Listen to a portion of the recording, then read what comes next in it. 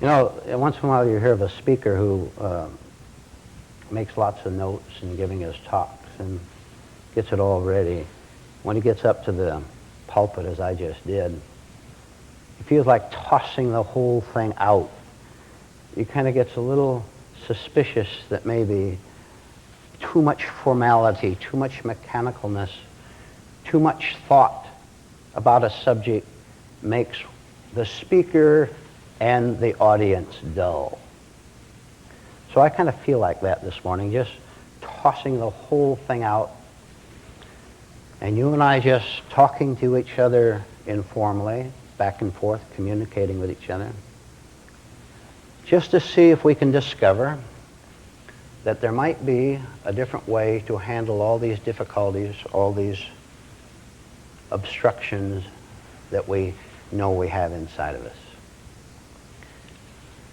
And will you notice that when you try to do anything of a spiritual nature, you don't know where to start. You don't know what to do. Someone says, solve your problems through God. Solve your problems through raising your level of understanding. Solve your difficulties through spiritual principles or whatever. And so you read the books or come to the church services or the seminars. How many were at the seminar, by the way? May I see your hand? Then some of these principles may be familiar to you. But we don't know what to do or where to start. How am I going to solve my problem of worrying about what's going to become of me? How am I going to get spiritual, whatever on earth that means? And so we struggle and kick around and seem to have the answer at times, maybe when you pray for something and it comes your way and you said, well, God answered that prayer. But then, the next day, the problem is back again in a new form. So it seems that we're in a terrible position of wanting to change ourselves, of wanting to do what we've been told to do and what we sense we must do. But how am I going to do it? Or, a better question yet, who's going to do it for me? I certainly can't. I'll give you a little more work to do. Take the word worry. That covers a lot of ground, doesn't it? Worrying about the future, the past, finances, human relations. How long have you had your worries? Most of us can just think of our age, correct? Whatever age we might be, and that's the length of time we've had our worries. And all this time, we've tried to look inside of ourselves, because we even read somewhere that the kingdom of heaven is within.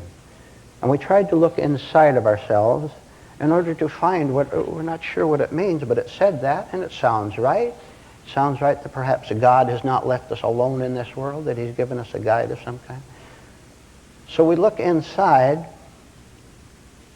and we seem to find answers, but they don't seem to be real answers. We seem to find solutions that simply require more solutions. Or we get thrilled over solving a human relations problem. We get married, or we get divorced, or we get a new friend, or lose an old friend. But the stream of problems never ceases. Sometimes, just like that pretty little stream outside, it seems to go slow at times, but the storms come and it goes faster, and we're caught up in it and whirled around, and always seem to be revolving in the same circle of unsolved problems. Do something else. You look inside yourself right now, and in spite of all the religious instruction you've had, of all your crediting yourself with intelligence, of all the books you've read, come on now. The question still remains, how? Now, I want to tell you, as long as you're asking the question, how, you'll never find the answer to your problems. Let me explain that. This is very advanced now. You're asking how to solve that difficulty, how to make yourself a little happier, how to be a little more peace of mind.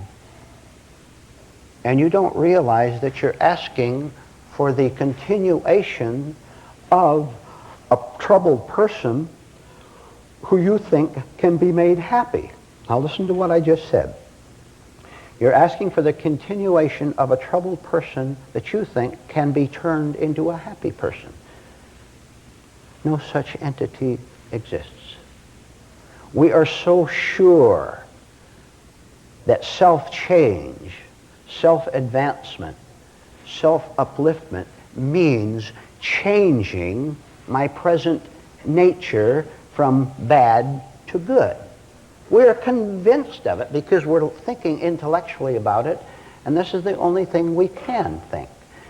We think in terms of an automobile. It breaks down, the tire goes flat. You can repair the automobile, and you still have the same automobile with repairs. The roof leaks on the house, and you put a new roof on, and you have an old house with a new roof. And so we think in concepts of simply repairing the old nature.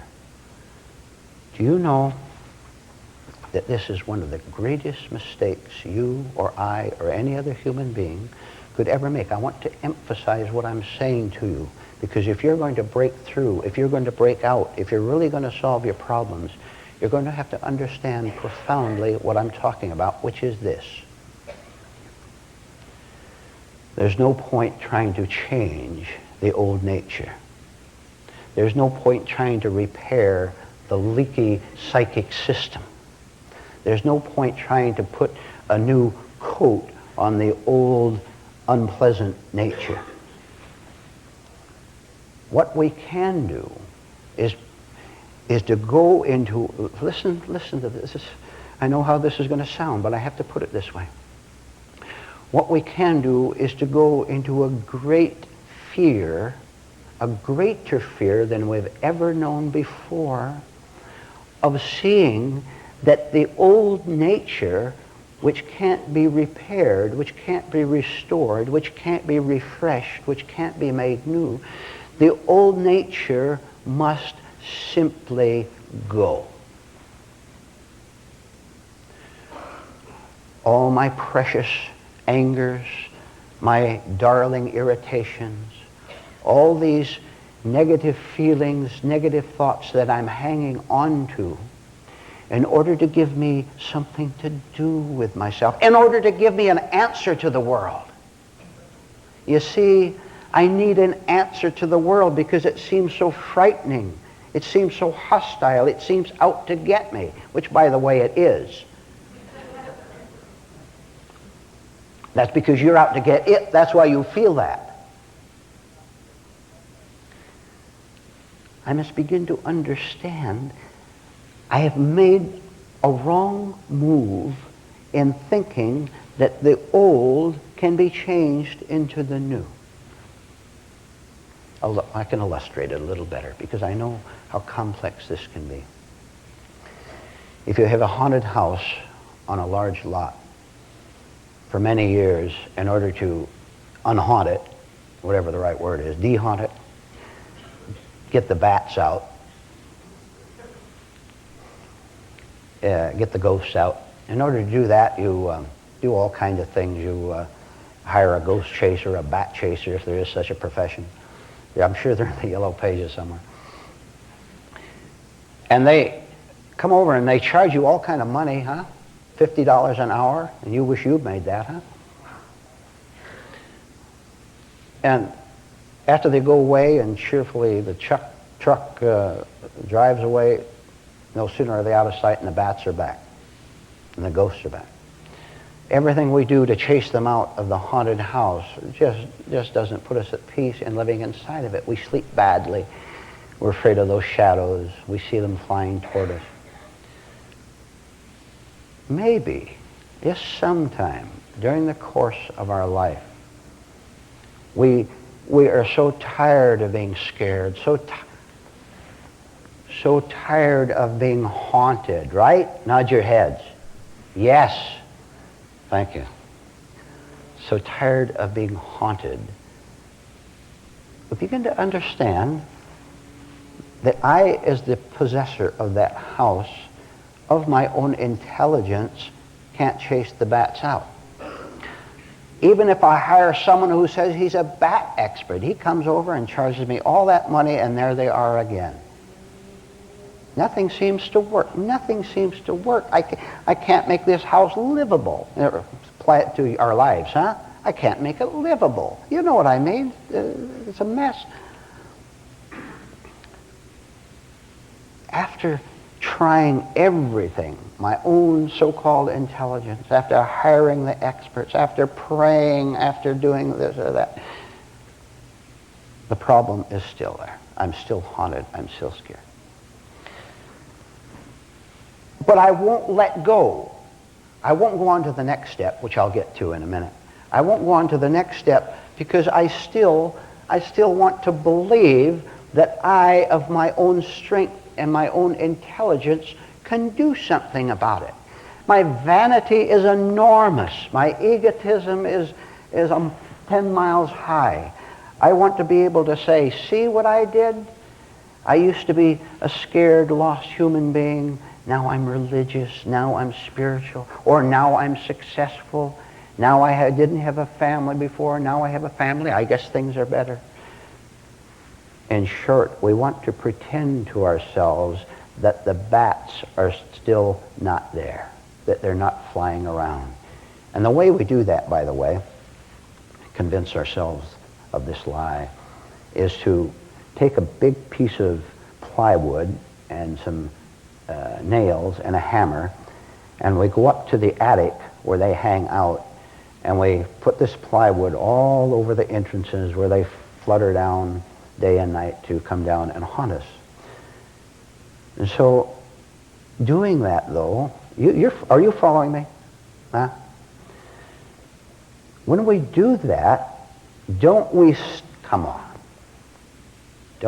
know the bats are there?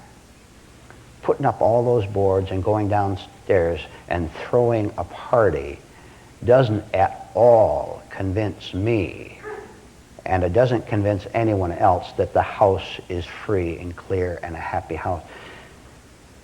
Because I can't trust myself. I can't trust my carpentry. So every day I have to go up there with a hammer and nails and make sure that the pieces are in place.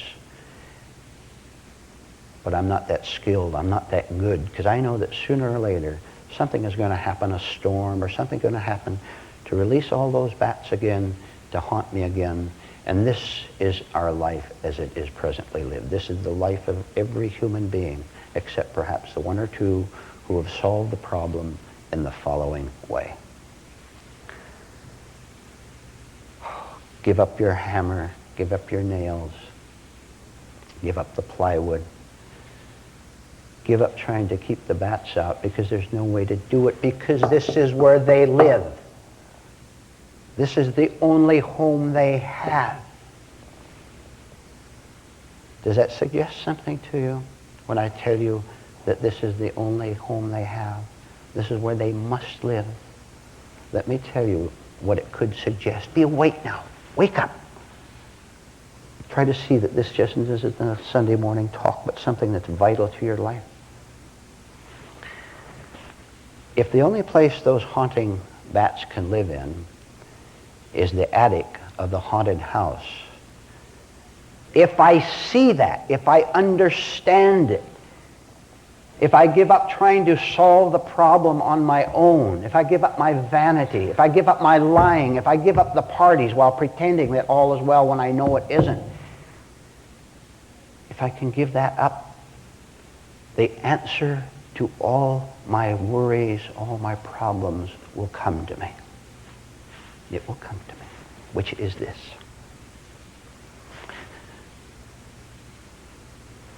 The haunted house is very frail put together. It isn't very solid. And if I simply let it collapse of itself instead of repairing it, putting up a new door, a new prop, whatever, if I don't try to repair it, if I let it crumble of itself, if I let it collapse, where are the bats going to live? This isn't just an illustration now. There's far more behind it than just this nice little story that you're hearing. If I let the house collapse, where are the bats going to go? They're not going to go into my house anymore because I don't have one anymore. I don't own a haunted house. I am not a haunted house anymore. They have no place to go. Now I'm beginning to understand a little bit. Finally, it got through my thick head.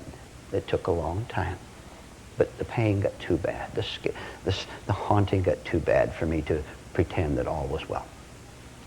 What have I got now? What have I got? I've got a heap of wreckage all over the lot. Wood, broken glass, nails, doors. The whole thing has collapsed. Hallelujah. And I say that very, very reverently. It's about time.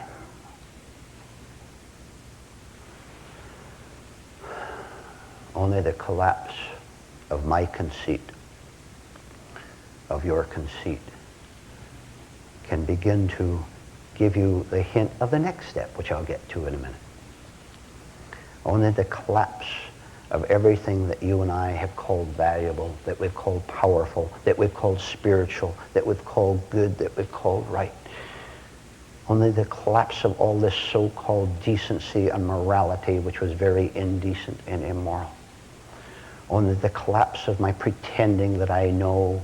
Only the collapse of my marvelously performed stage performance before myself and before life and other people.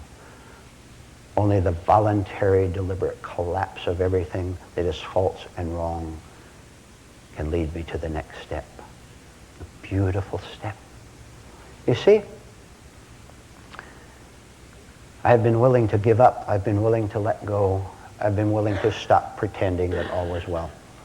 And that by itself, that honesty, that sincerity, that wish for something higher causes the collapse of the house, which is scary. Let me tell you why it's scary. You see, between the collapse of the house, picture it, big, enormous lot that the haunted house used to be on. All it's now junk, rubble, right? Junk. Where am I going to live? I have no place to go. What on earth have I done to myself? Ladies, gentlemen, if you want out, you will get to this stage where you have no place to live. Oh, we had a place to live before, didn't we? And when we had the party going on, and we had our friends over, and we had the TV going on, it just managed to block out. It just managed to block out for a little bit my very dim awareness of what was going on up there with the bat still up there and still able to break through and haunt me. But it wasn't quite enough. When I danced the waltz with that pretty girl downstairs, somehow, in spite of the beautiful blue Danube and her pretty gown and her smiling face and the games we were playing with each other and the drinks, somehow I knew I was still scared. And I will tell you, if you ever get to this point where you're waltzing through life and you know that it's all a game, a vain attempt to push away the haunting fear, if you get to the point where you even see it, that is a spiritual miracle. All right. No place to live. What am I going to do? Did I make a mistake in letting the house collapse by refusing to keep it in place? How foolish can I be? Because all my friends in their haunted houses, they're living happily.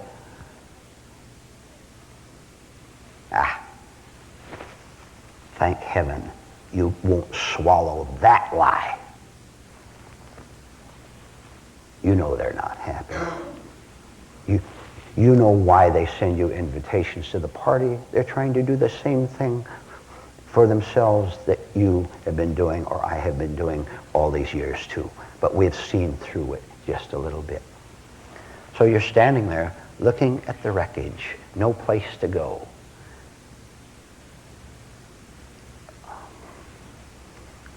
How many of you know that God exists?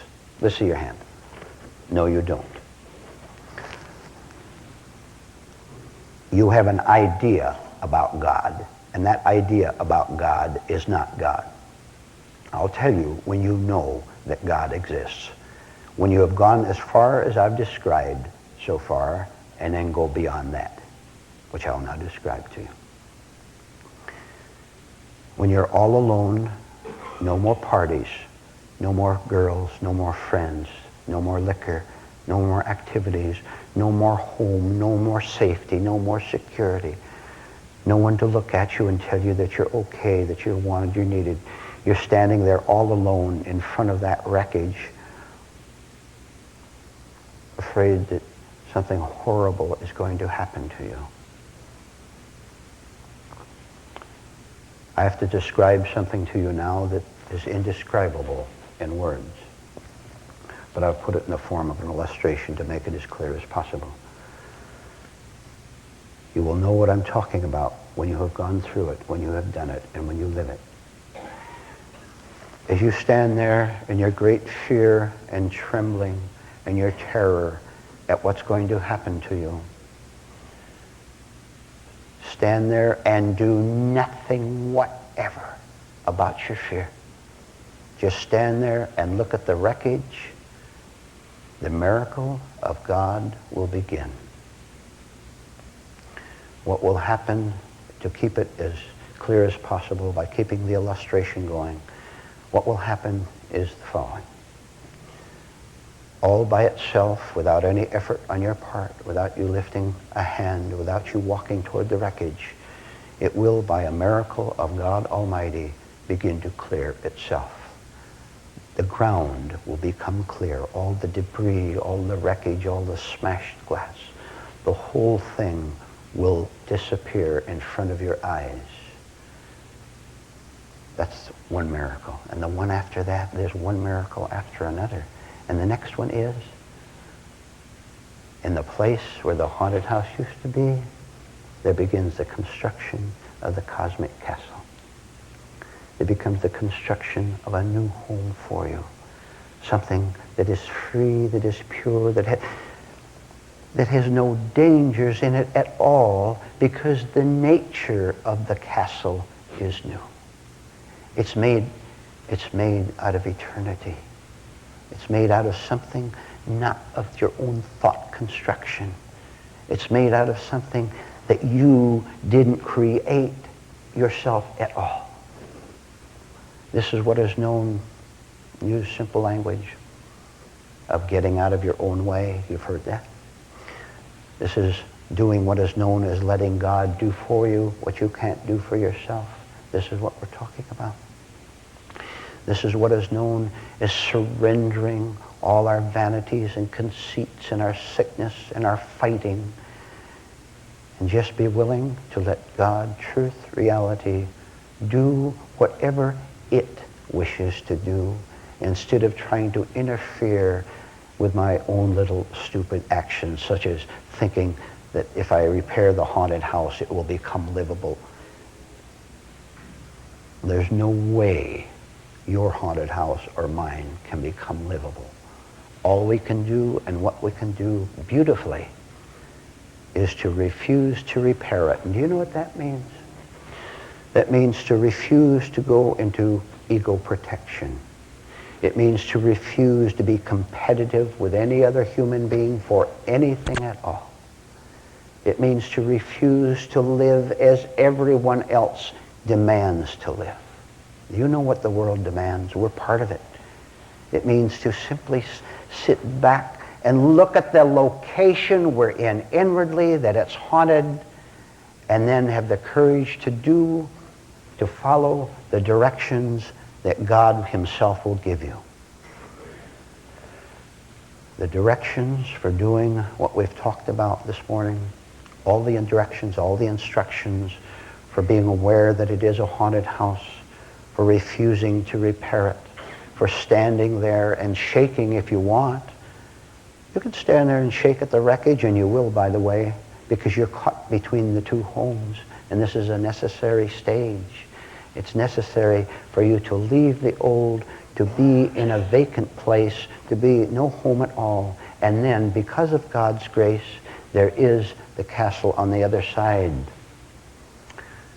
But I said you have to stand there, and even if you wish you hadn't torn the castle down, let it stay down. You've done a right thing whether you're aware of it or not. The destruction of the old is the construction of the new. And I think our time is up, so good morning.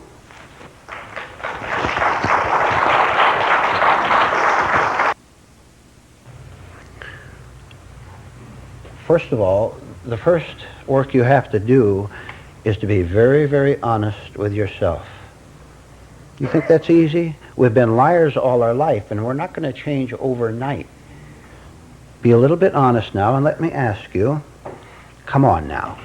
Quit fooling around with it. You've fooled around long enough, and you've paid the price for it. What kind of a person are you?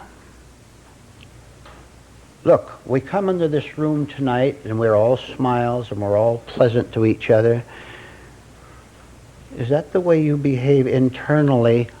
Now listen. Is that the way you behaved internally to yourself? Never mind anyone else. How did you behave toward yourself today? I'll tell you exactly how you behaved. You behaved according to what your nature actually is. Don't you see the dreadful importance of seeing what you're really like internally, so that that watchfulness of it, the observation of it, can begin to shed light on it, and you can say, you know, here I am, 20 years old or 80 years old, and I don't like living with the kind of a person I am. Not only that, I have found out that all the distractions I put out into the world, the reading of the books, the watching the TV, getting the boyfriend or girlfriend, sooner or later I find out there's no free stick, no free candy bar underneath the one I took. Now what am I going to do? I'll tell you what to do starting tonight if you really want out. If you have problems and you want to solve them, don't do a thing about them. You don't understand that. You don't understand how your mind, how your theories, how your plans, how your hopes, you've been sending out into the world and recording them inside yourself for future reference. You've been sending all these plans out into the world, and you are saying, when I get this, when I achieve that, when I get rid of that, when I understand that according to my present definition of understanding, then I'll be happy. You say that self-knowledge is the way out of your problems. I defy you to tell me what self-knowledge is. What is self-knowledge? You don't know, and yet you're trying to find it. Wouldn't it be far wiser to sit back and say, I don't even know what I'm looking for. I don't even know what I want. Or rather, I know 1,000 things that I want, and when I get half of them, I wonder what I'm going to do with them next. I wish I hadn't got involved with that man, with that woman, with that in business investment, with that club, with that education, with what? One of the most frightening and yet most beneficial things that any of us as human beings can do, listen and try to understand the depths of it, is to cease to try to solve our problems according to the way our minds are presently operating. Let me say that in another way. The one way to solve your problems, whatever they may be, is to cease to try to solve them, but you don't know the anxiety, you don't know the compulsion, you don't know the tension that you're putting into your life because it's all unconscious. Which means it's very, very important for each one of us here tonight to understand the simple phrase with profound meaning, which is slow down. We've often had the illustration of a man on horseback galloping madly through the woods. The horse is chasing at top speed. He doesn't see the trees, he doesn't see the pretty lake over there, and he doesn't see the pits.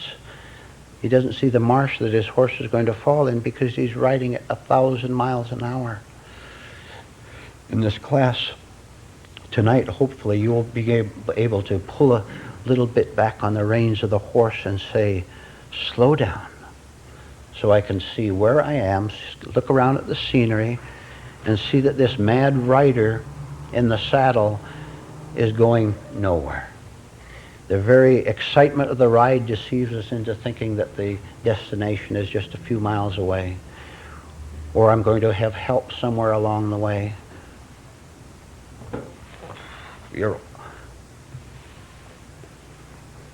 I tell you to slow down on the ride on the horse so you can see where you are, so that you can be 10 times as scared as you are now. It's the only chance you've got. Now look, I'm telling you something tonight. Unless you slow down and begin to shake and to be horrified at the kind of life you've lived up to this point, and completely letting go of every plan you have to straighten yourself out, unless you slow down and do that, you're going to get worse. Isn't a simple Newton's law or something that an object that is flowing along, that it tends to keep flowing along? We're trying here to give ourselves a certain kind of, a special kind of a jolt through looking inside and seeing. For example, I wonder if there's one of you in this room here that while you were seated here in this room, watching what was going on, watching me talk to a couple ladies back in the corner, for example, listening to a conversation over there, watching someone come in, watching your reaction. Were you looking inside of yourself to see the little tiny small disturbances you had? Or did they pass right by you, therefore you weren't able to look at them and understand them and then be able to detach yourself from them? Because they're not essentially a part of you, but you don't know that yet. Let me tell you what you and your problems are. You'll recognize this phrase. You and your problems are one. As long as you and your problems remain one thing, you're going to try to use your old nature, your conditioned thinking, your old ways to try to get you out of the marsh, and every time you try, you're going to sink deeper into it. Thank God, thank heaven, ladies and gentlemen, there's another way. Now, this way is not for every human being, hardly. It's not for every man, it's not for every woman. It may not be for your parents, for your children, for your wife, or for your husband. The way is for people who don't know what to do with themselves. The way out, I said the way out is for people who don't know what to do with themselves, but have the courage and the honesty and the all aloneness to admit it. Who do you think you're kidding? You with that new business venture and that new marriage and those new plans for moving somewhere else. Will you stop deceiving? Will you stop driving yourself crazy with thoughts like that? Please, whatever you do, let yourself come to an end of everything that you call hopeful, that you call a future, that you call good. For your sake. If you don't, no, you'll have to live with yourself for the rest of your life, and it's going to be just as miserable, it's going to be more miserable than your life has been up to this point living with yourself. And don't you dare sit there and tell me that your life is pleasant, that it's free the way it is now, that it's mature. Because you know better, don't you? Because you go to bed at night and you have nightmares and you have bad thoughts. And you're looking around for someone to save you. You're looking around for anyone to tell you what to do about anything. And once they tell you, which is nonsense anyway, once your friends give you their advice, you go to the next friend or you go to a stranger and you pay all your money, foolishly spent money, throwing it away. Please come in. Come in, sit down, please.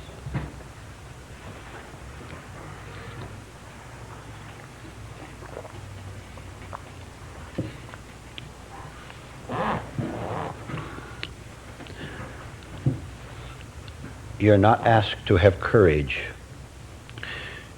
You are asked to give up having your version of courage. You are not asked to be strong. You're to give up your delusions that you have strength. You have none at all.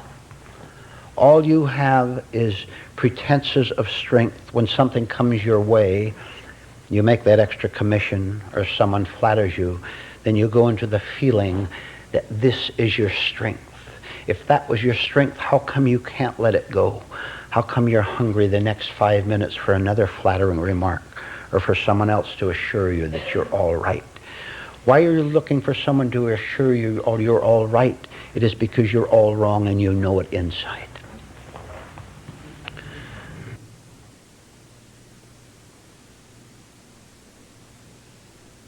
You continue to work long and hard, you'll begin to see the folly of trying to think your way out of the trap. Thinking is the trap itself, because thinking involves time. It includes identification with my name, with my failures, with my successes, with my shames. The only character, the only nature we have known up until this time is the one manufactured by our thoughts, by our conditioning, by our memories, by identification. This is all we've known up to this point, and because it's all we've known, we're afraid to lose it. So, as you begin to understand that your thoughts are creating you and falsely recreating you in time over and over and over, you begin to see that there's no point trying to find something higher than yourself by thinking about it, even thinking about God or quoting the Bible. Anything like that can't bring us above our old nature. You will go far enough, you will see. Now follow care, this is so important to you. The time will come when you will see that since all you have ever been up to this point in your life is a thought-created person, I'm marvelous or I'm horrible, opposites, and everything in between there. When you see that the only real existence, real in quote marks, you've ever had is this Chuck or Rod or Irma made out of thoughts and memories and conditions and desires, when you see that this is all you've ever been and this has been your hell, you begin to question the wisdom of recreating that hellish, devilish, sick person every day by rolling mechanical thoughts and their corresponding feelings through your system all day long. You begin to suspect the horrible mistake you have made of thinking that you were your thoughts and feelings and labels and identifications. Now, as you begin to see what this mistake, blunder, has done to you, wrecked your life, ripped you apart, got you in one mess after another, as you begin to see that your lack of knowledge of what I have said up to this point is what has kept you in this, you begin to suspect you had better start examining your thoughts. You had better start slowing them down so that you can understand them, how they recreate you every day falsely. You had begin to slow down to the point where when you're walking into this room perhaps, and you see someone across the room that you either love or hate, at the same time your eye catches that person, your attention is directed backward toward you, so at the same time you have that reaction, you also see that you have that reaction. Then you understand you must not identify with the response, whatever it was, because that was recreating the old nature that either loved or hated that person when you saw them. This is very complex, and you have to study it for a long, long time. You understand that. I'm being very brief. The time will come when your thoughts will actually begin to slow down because you're not valuing them as a creator of your false self, because you're getting sick of it. You're getting sick of living with your lies, which your thoughts have created. All right. The day will then come. The beautiful, marvelous day will then come when you have slowed your mind down to the point where there will indeed be space between your thoughts. And in the space between these two thoughts is nothing more nor less than understanding with a capital U. Then your life will proceed as follows. It will proceed with this consciousness, this awareness, this understanding with a capital U, alternating with practical thought. And that's the way your whole day will alternate. Practical thought. I'd better cook the dinner for 20 minutes instead of 40 or it'll burn. I better get gas in my car. I better shine my shoes. I better get a new lawnmower. This is practical thought. Nothing wrong with that, right? But if you say I have to have the best lawnmower in town, then that's impractical, right? You want a lawnmower to cut your lawn. So that your life alternates naturally, easily, effortlessly between being wide awake, and then when someone comes up and says, where's the water? You say, oh, the cooler's over there. You had to think. You had to go into memory. Then you come back. But you don't come back and say, I don't like the way he combs his hair. You see, you keep yourself out of it. Long answer to a short question. Don't try to have an attitude. Just study the attitude, and if you see any attitude, whatever, that is shaking you, then understand that it is unnecessary for your true life. You can simplify it that much. I look out my car window and I see something that disturbs me, jealous of the man with the bigger car, whatever. If I can watch that thought, the minute it tries to penetrate me, tries to take me over, if I can see that, why do I have to do anything but see its self-destructive nature? The very deep, full awareness of seeing what that jealous thought is doing to me was enough for me to drop it. And do you know what it's doing to me? Do you know what it's doing to you? I'll tell you what it's doing to you. And don't you forget this when you go home. It's stealing your chance for eternity.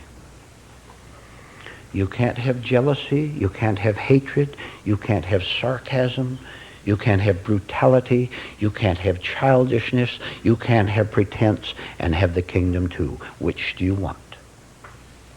You can have one or the other. God is not going to fool around with you or with me. The devil will. Oh, he'll fool around with you. He'll lie to you. He'll compromise. He'll tell you you can have both heaven and earth. And you'll lose both. When you're free, then earth is heaven. There's no division. You can live in eternity right now, right here tonight, if you understood these things. And all the dark forces in this world which control this world, all the evil people, all the evil organizations, and all the devils that torment you in your mind won't have any chance whatever against you anymore, because they have no chance against God. Because you are now living in the light, and that light is your effortless life, your easy life, your thoughtless life. Thoughtless except for practical things. It's yours.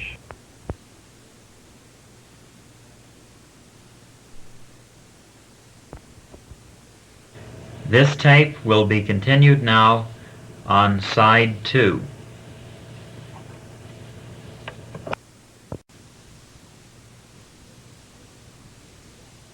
Because you don't know, and neither does anyone else, I don't think. I don't know all of you personally, but I'm just going at it. you don't know what it means to be aware. You know the word aware, and you know what it means to think. And so you hear the word, be aware, be conscious, be alert, be awake. Now you hear all these words, and so many people, and beginners, all beginners make this mistake. And this isn't a criticism, it's just the way every one of us starts. You hear all these words, be alert, be awake, be aware. And so you think because you have the word that you have the state. But you're simply thinking about being aware. Thinking about being on top of the mountain is not being on top of the mountain. When you are actually on top of the mountain, you don't have to think about it because you're already there. You think about it when you're trying to climb it, and thought is valid at a certain level. But I want you to get rid of, as soon as possible, the delusion that the idea is the reality. It's the guidepost. The sign says 50 miles to New Orleans.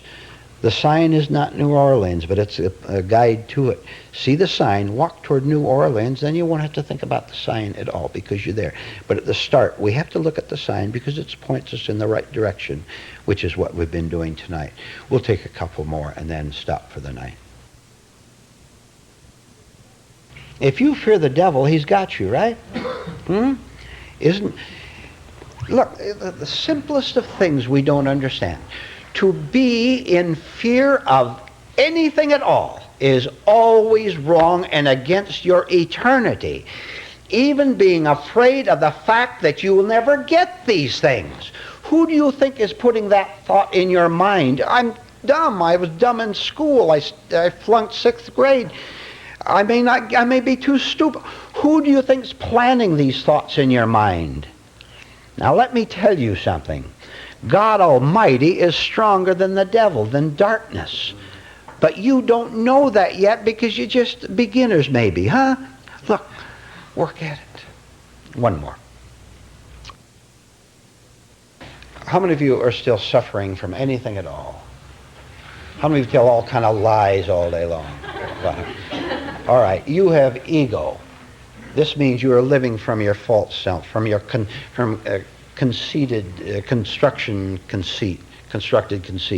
You're living from that. This is what the egotism consists of. It consists of self-centeredness. It consists of thought. It consists of emotion. It consists of the fact, now you follow this.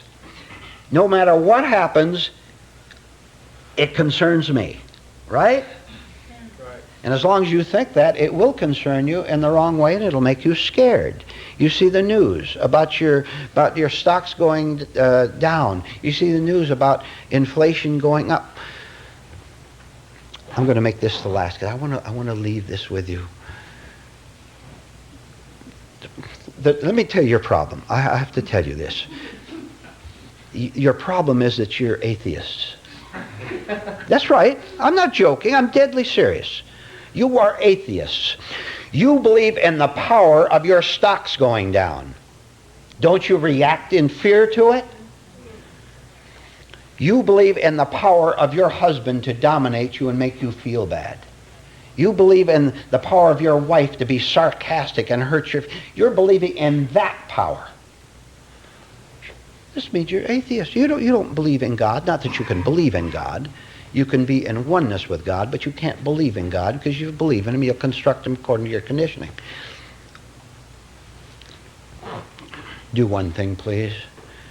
Put all these things you've heard tonight to work and understand that the task is long, the task is hard, and you can't afford to waste one more minute in dilly-dallying around, feeling sorry for yourself, lying to yourself. There is such a thing as the top of the mountain. You can climb it. You can reach the top of the mountain. But there's so many pitfalls, one of them being you either listening to those sick friends you associate with, those sick relatives of yours, and also your sick mind. As you continue to work, you will be able to do one thing after which you'll go a lot faster. You'll be able at a glance, to discriminate between evil and good and goodness. You can't do that now. You've got them all mixed up. You'll be able to walk into that office where you work into that home where you live, out with your friends, in that cafe with a waitress and a thousand other people around that cafe. You'll be able to walk right in that cafe, and just as you walk down the aisle, you'll catch what that man is thinking, what that lady is saying. You'll know their nature. You'll know everything about them because you're able to catch it. Just the eyelash, just the tone of voice, because you're wide awake. This is a part of the awakenedness that you can have. Good night.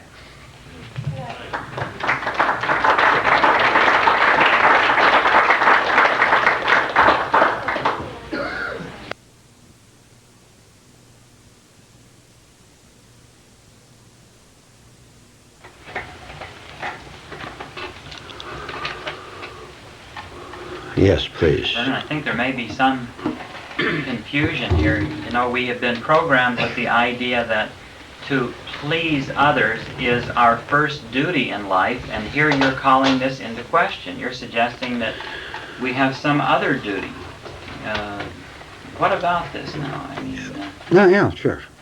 Don't please mad dogs. You think they're nice. You think they're human beings. They're not. Simple summary. It may be too much for you in its simplicity. What I'm going to say to you may be so simple, it'll go way out over your heads and way down the street. Learn to please God instead of human beings. Learn to please truth. Learn to please decency, which you will do automatically and effortlessly when you are one with it. As long as you have an idea of what God is, of what truth is, of what decency is, then you'll try to live up to that mere idea of what it is. And since it's an idea, it will also be connected with your idea of who you are, your identity. So now you'll say, I am a good person. I go to church, or I pass laws that help old people get more Social Security or something like that. Or I vote for the right candidate being the one who promises you the more for your pocket, of course.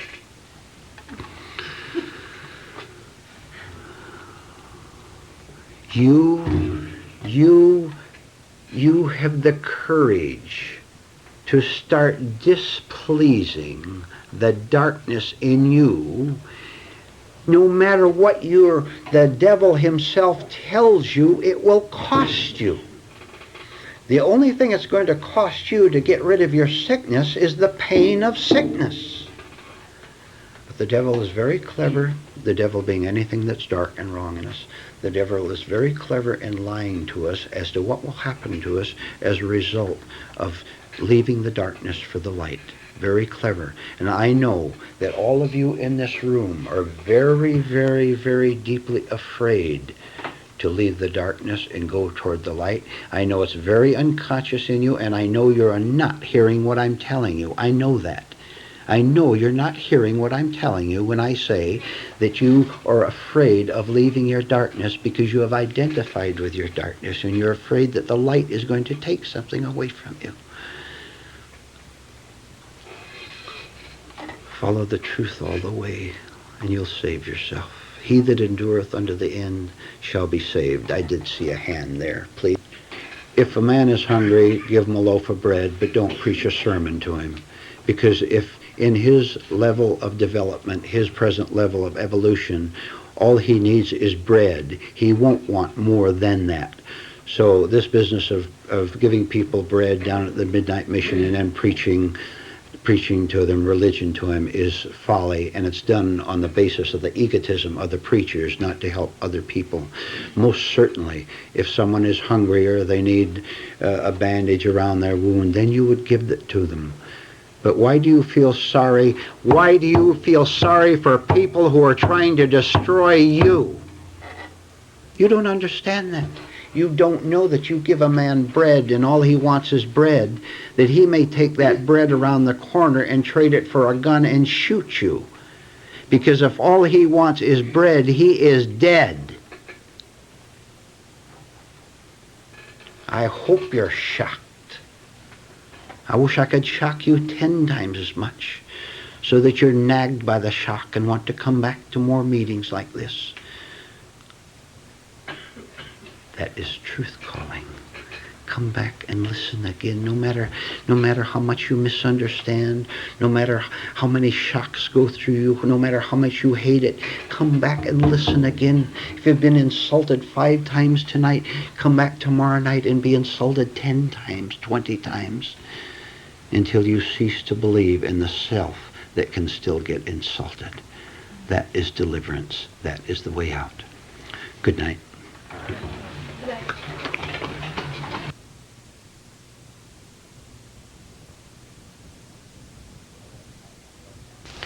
All right, you might want to write down the following. The fearless man is one who knows he has nothing to lose. Now just go real slow and let that sink in very deeply. See what it means, what it implies, the whole story. The fearless man is one who knows he has nothing to lose.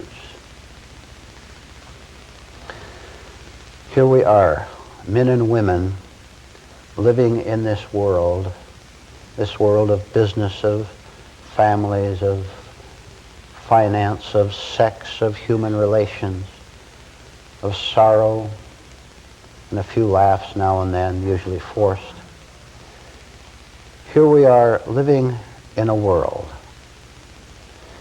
And because we have made the world what it is, we have made it the world of conflict, of pain that it is. Who else makes the world but ourselves? Because we have made the world after our own present nature, while denying it, of course. It's always someone else's fault. We don't see how part of this darkness that we live in society, is the unconscious, unseen, and denied demand that this world give us something. Or stated differently, that this world support our illusions, that it supply upon demand our demands. Demand for security, demand to be loved, to have a friend, to have a woman, a man, to have sex, to have success, to have people around that make us feel secure. All of us, because we are lost and insecure, do an utterly ridiculous thing. Look how, can you see it or not? We do the utterly ridiculous thing of asking a scared and insecure society to make us feel courageous, brave, and secure. It's like asking a tiger to be kind. It just doesn't work that way, but we don't see it. Because we don't know that the original request to the world comes out of our own darkness, extends itself to the dark world out there, and because we live very foolishly in the hope and in the imagination that the world can give us something, not seeing that we're part of the world, in the hope that the world can give us something, make us feel safe, make us feel secure, we always suffer a shock as to the result of the demand that we throw out into the world. And we never learn from the shock. We never learn from it because we never take the responsibility of seeing that we demand that you make me feel secure. That you make me feel that I'm all right. Nobody but a liar will make you feel all right because you're not all right. You're all wrong. Did it ever occur to any of you that we are inviting people to tell us lies about ourselves? Did that ever occur to you? And do you look into it even deeper than that and see that the source of this lying was simply a lack of understanding of what you're doing here on earth, why you are here, which is to grow, which is to evolve, and to get the answers, the only answers that exist, not from your wife or husband or the preacher or the book or a tape or from excitement or from sports or from television or from contrived activities, but to see that the answers can never be found in these sources. Therefore, have the courage to run out of asking for answers from the exterior world. This is a very frightening thing to do, but a necessary act if you want to go on and find yourself while you're still alive in the physical body. To come to an end of all requests, of all demands, which you don't know you have because they're unconscious, they're unseen.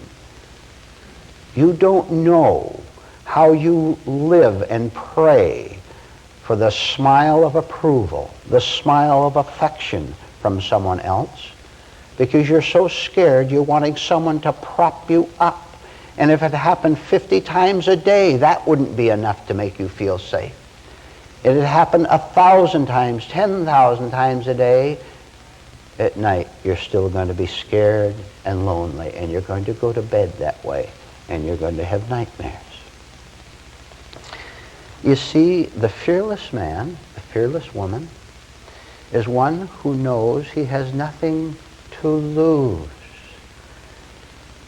An opportunity comes up in the social world to meet someone, to get something, to get a little publicity, to get a little gain, to get a little comfort. And the minute we cite this opportunity to get what we call an addition to ourself, the moment the opportunity presents itself, our anxiety begins. Because we're now afraid that we won't get this hoped-for affirmation of our false personality. Something is going to make me feel okay. He's going to love me. She's going to cook a dinner for me, or whatever. So we sit back, look around the world, looking for someone or something, an event or a person, to try to chase away the fear. But the looking for that confirmation, affirmation, is the very cause of fear. Because the split second that hope arises for affirmation, fear arises. Now you see how all fear comes to an end. Not fear of the busy traffic, that's self-protective fear of the physical body. You better be careful crossing the street.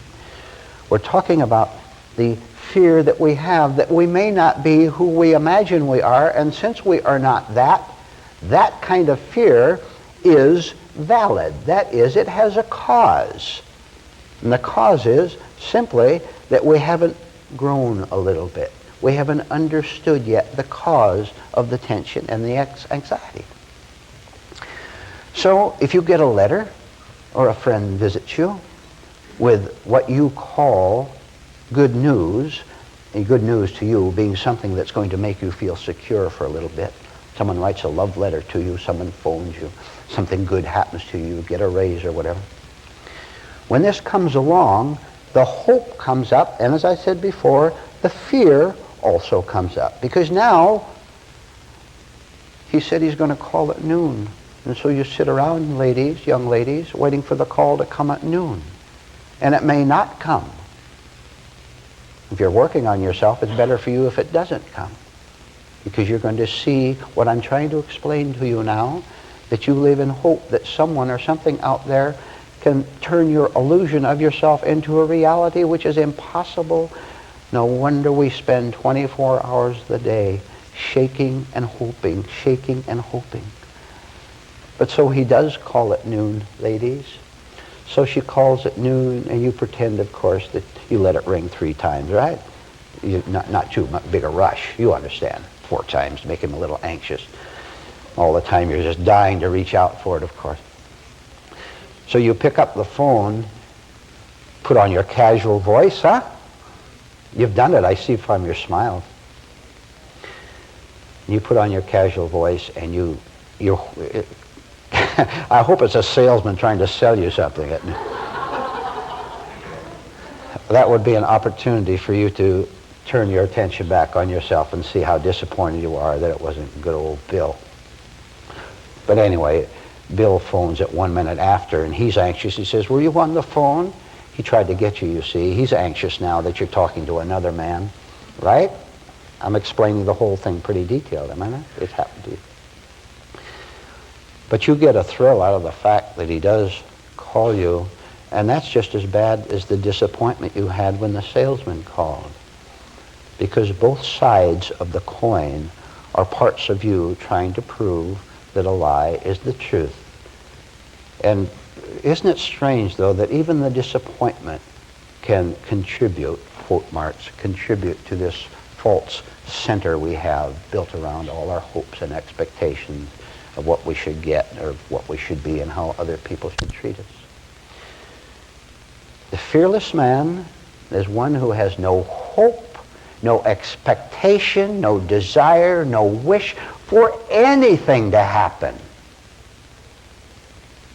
What is normal, what is true, what is authentic, the breeze is blowing out there now, that's fine, that's natural, there's no I involved in that.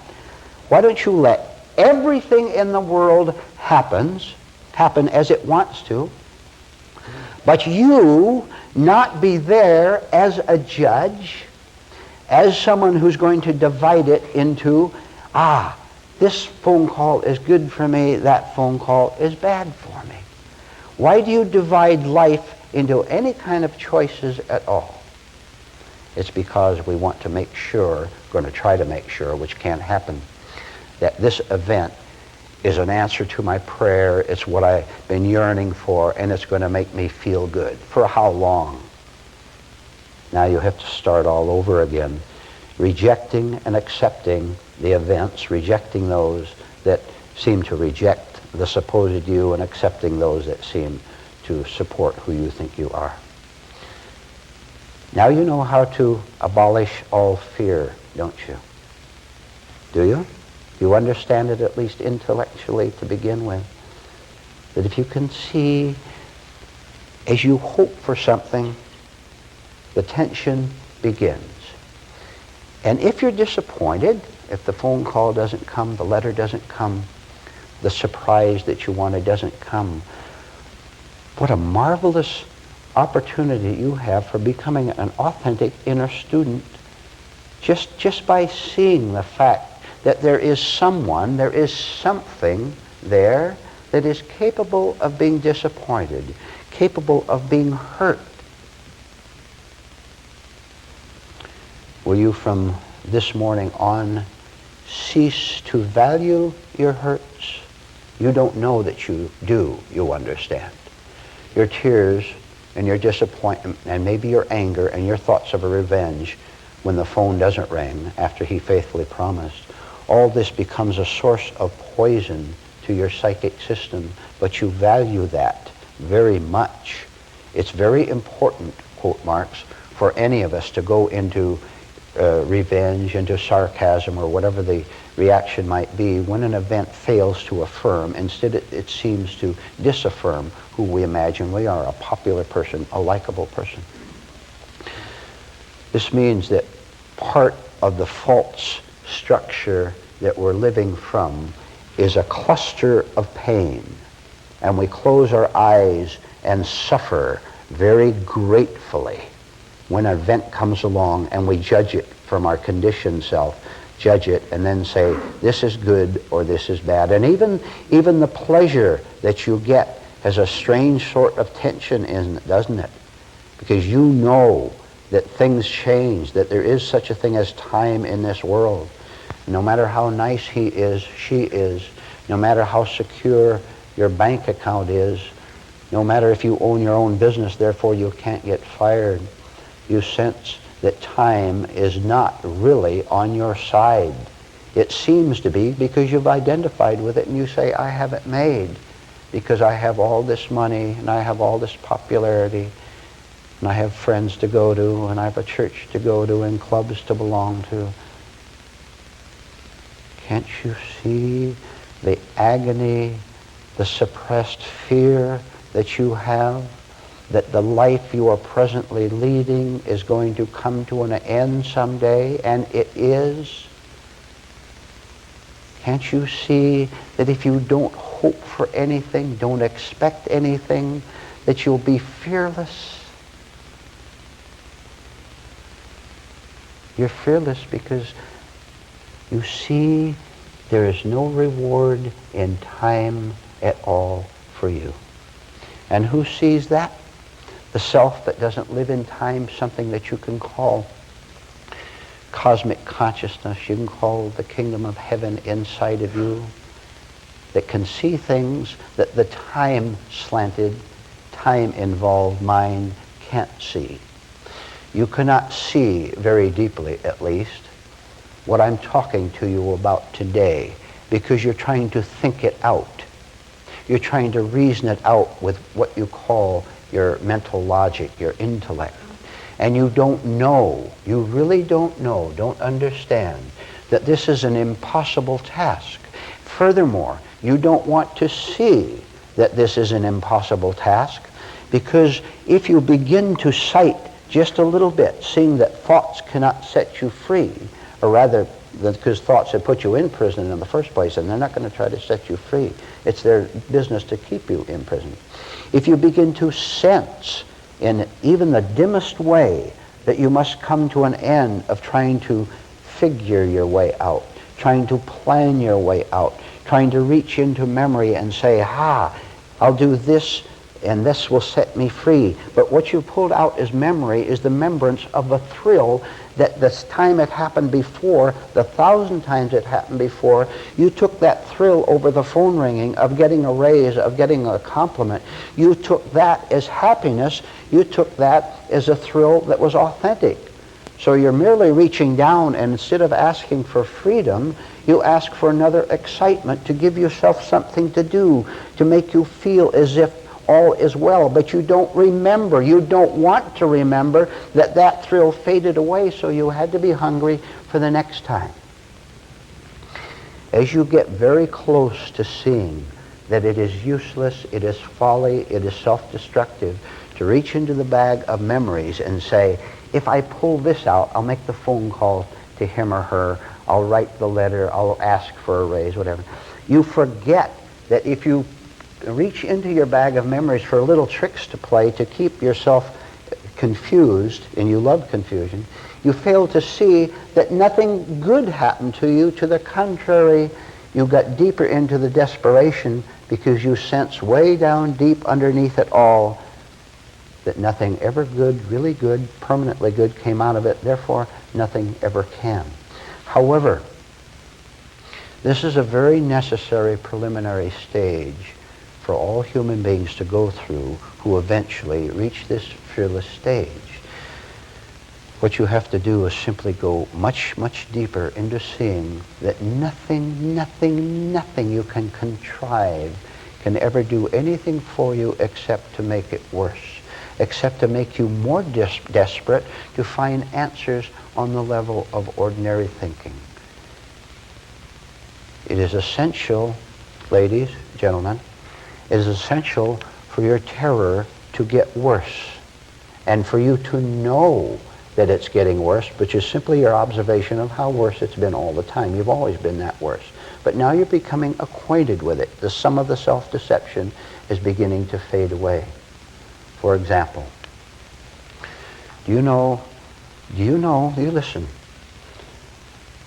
everyone on this earth is out to threaten, to hurt the picture, the pretenseful picture that you have of yourself.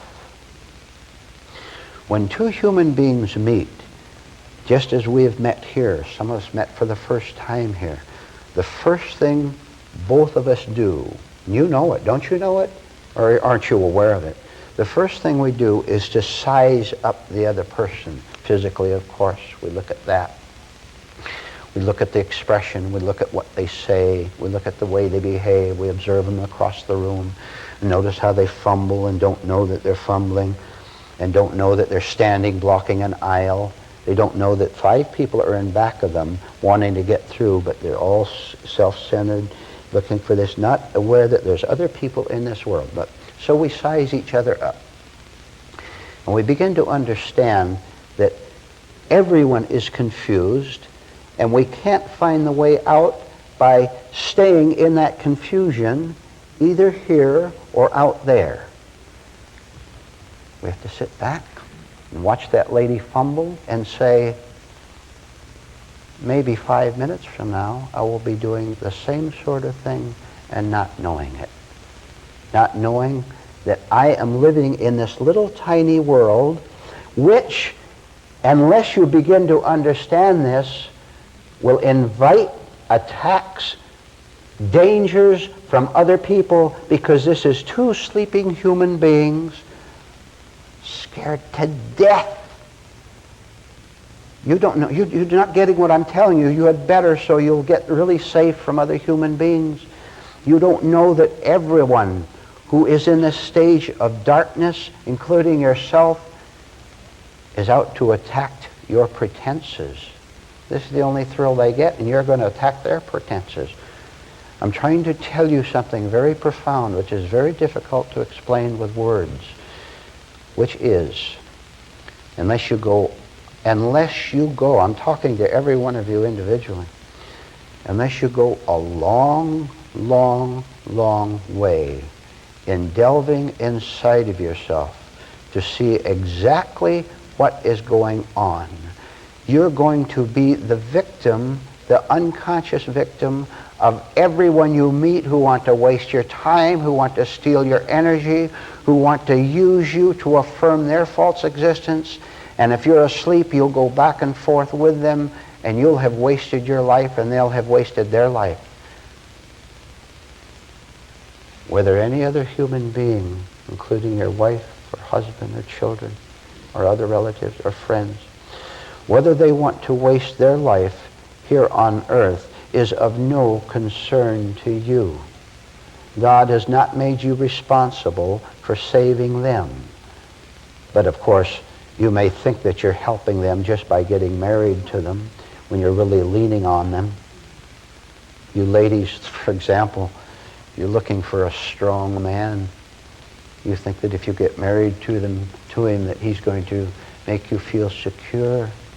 After you got married, didn't you feel just as scared as you were before you were married? And unfortunately, if I may be so blunt about it, he was looking for a mama anyway instead of a wife.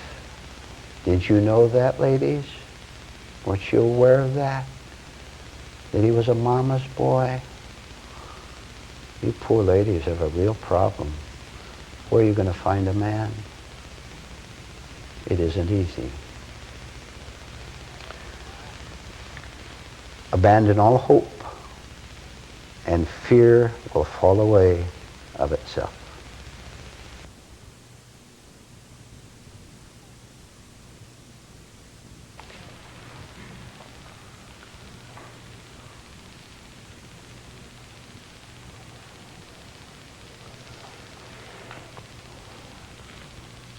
The way to rescue yourself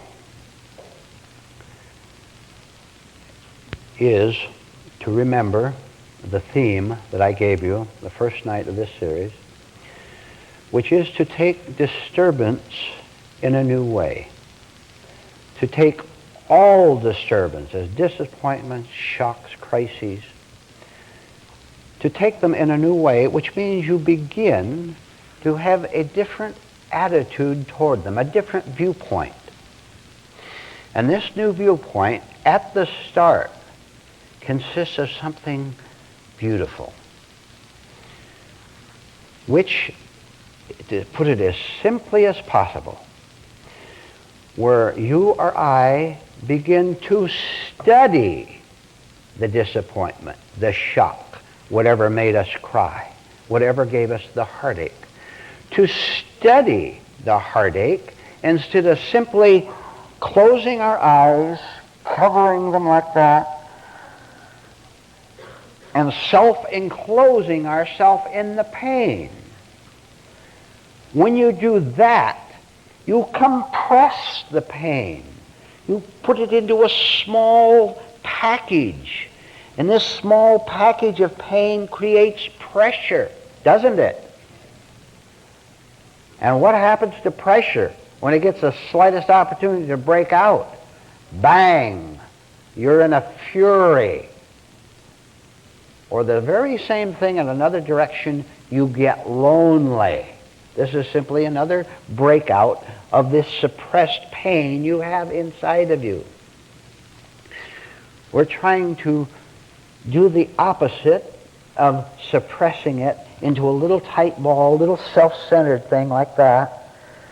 We're trying to look at it, and the very looking at it, the studying of it scientifically, is in itself an act that prevents it from going into a little tight ball of self-centered sickness.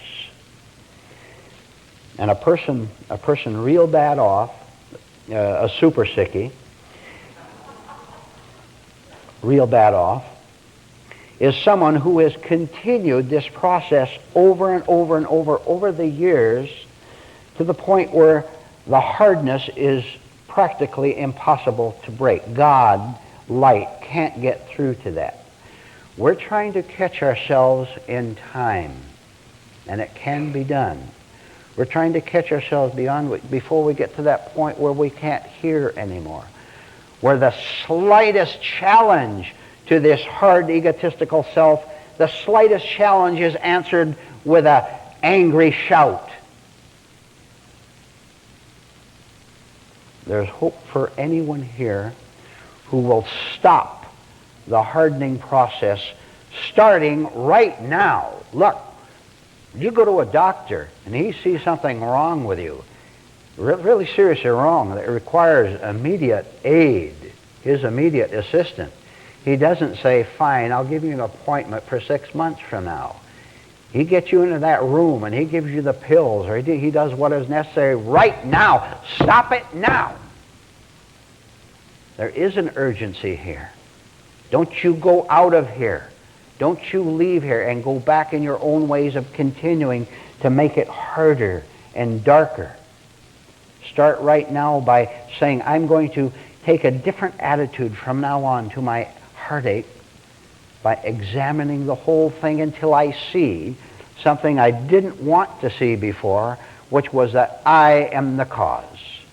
And by honestly seeing that I am the cause, that is the beginning of the dissolving of it, the very honest, clear seeing of it, which means that this is something that is not part of it, will begin to dissolve it. And this is something you can experience for yourself. You can actually see yourself changing inwardly. You can see how you used to get angry when the waitress stayed away too long, or impatient at least. You can begin to see that you're understanding your reaction instead of totally being it. Now you're a part and studying, and that's the beginning of dissolving it.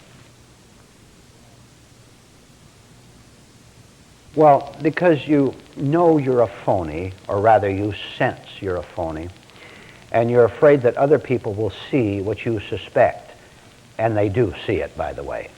But their mistake is going into a certain amount of criticism of you or feeling superior to you. The best thing that any of us can ever do is to let the world see what a big fake we are. Start with seeing what a big fake you are inside yourself, and that will give you courage to no longer play the accepted role in society. You hate the role, you know.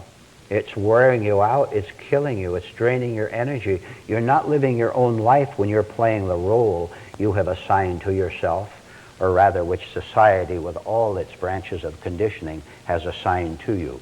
What are you in society's eyes? Are you a tough man? Or are you a gentleman? Are you a loving woman? Are you the person who's going out and conquer the world? What kind of roles have you set up for yourself? I can assure you that they will be very, very flattering to your ego. And as long as you have pictures of yourself being this or that kind of a nice person, you'll have all kind of doubts, because there's no way you can convince yourself that this lie is the truth. This is your shaking. This is your nervousness.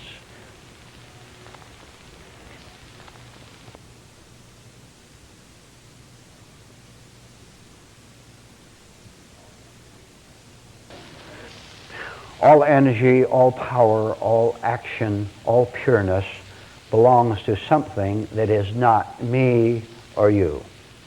What is called me, or what is called you, just say your own name, and that's what we're talking about, belongs to this part that has tried to steal pure energy for its own evil, dark, ego-building, identity-building purposes. We try to distort the energy that comes down on high. Not only try, but we unfortunately succeed in taking all this energy, which is of various kinds. There's physical energy, there's mental energy, there's mechanical energy, there's cosmic energy, all different levels. But this cosmic energy comes down from way up there in the sky, and as it comes down to our very, very low life level, because we are low life, we take it and try to twist it and use it. Remember, we discussed this. A circumstance comes up, a person comes into your life, and watch how our tricky little minds say, I'm going to try to use it to build myself, to feel secure, or whatever. So this means we are taking the pure energy and trying to steal it for our own ego-building purposes, which means that we can't use that energy for waking up. It's one or the other. That person came into my life, and instead of saying, how can I use him or her to feel more secure, we would say, how can I use this circumstance, this new idea, to see how I distort and twist everything, all this energy, for my own false purposes. As I begin to see how I distort everything to try to protect or promote myself, the very awareness of that will gradually turn me over to where I am receiving the energy purely, which means now that there's no me trying to use God's energy, cosmic energy, but simply an entity there, to use that word deliberately, someone there who is one with that higher energy. So this higher energy comes down and it meets something that it's on its own real level, so there's no division, there's no me there at all. So there is the kingdom of heaven on earth. And one or two teachers in history were living examples, Christ for example, living examples of how cosmic energy came down into a temporary human form without any division, without any distortion, without any wastage of God's energy.